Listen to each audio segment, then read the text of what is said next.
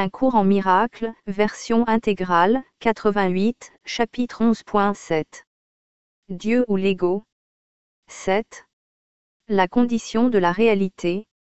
Le monde tel que tu le perçois ne peut pas avoir été créé par le Père, car le monde n'est pas tel que tu le vois. Dieu n'a créé que l'éternel, et tout ce que tu vois est périssable. Par conséquent, il doit y avoir un autre monde que tu ne vois pas. La Bible parle d'un nouveau ciel et d'une nouvelle terre, or cela ne peut pas être littéralement vrai, car les éternels ne sont pas recréés. Percevoir à nouveau, c'est simplement percevoir de nouveau, ce qui implique qu'avant, ou dans l'entretemps, tu ne percevais pas du tout.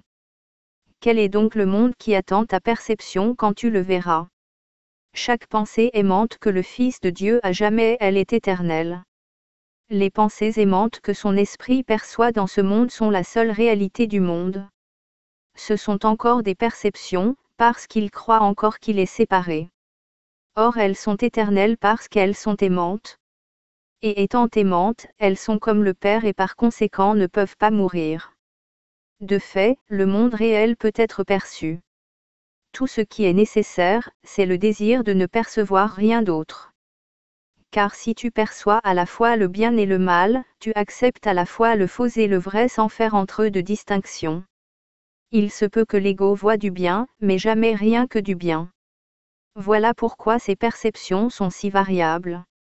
Il ne rejette pas la bonté entièrement, car cela tu ne pourrais pas l'accepter. Mais il ajoute toujours quelque chose qui n'est pas réel au réel, confondant ainsi l'illusion et la réalité.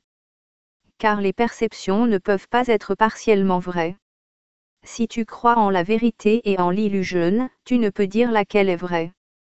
Pour établir ton autonomie personnelle, tu as essayé de créer différemment de ton Père, croyant que ce que tu as fait était capable d'être différent de lui. Or tout ce qui est vrai est pareil à lui. De ne percevoir que le monde réel te conduira au ciel réel, parce que cela te rendra capable de le comprendre. La perception de la bonté n'est pas la connaissance, mais le déni de l'opposé de la bonté te permet de reconnaître une condition dans laquelle il n'existe pas d'opposé. Et cela est la condition de la connaissance.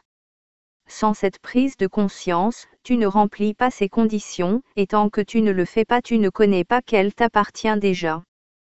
Tu as fait de nombreuses idées que tu as placées entre toi et ton Créateur, et ces croyances sont le monde tel que tu le perçois. La vérité n'est pas absente ici, mais elle est obscure. Tu ne connais pas la différence entre ce que tu as fait et ce que Dieu a créé, ainsi tu ne connais pas la différence entre ce que tu as fait et ce que tu as créé. Croire que tu peux percevoir le monde réel, c'est croire que tu peux te connaître toi-même. Tu peux connaître Dieu parce que sa volonté est d'être connu. Le monde réel est tout ce que le Saint-Esprit a sauvé pour toi de ce que tu as fait, et le salut est de ne percevoir que cela, parce que c'est reconnaître que la réalité est uniquement ce qui est vrai.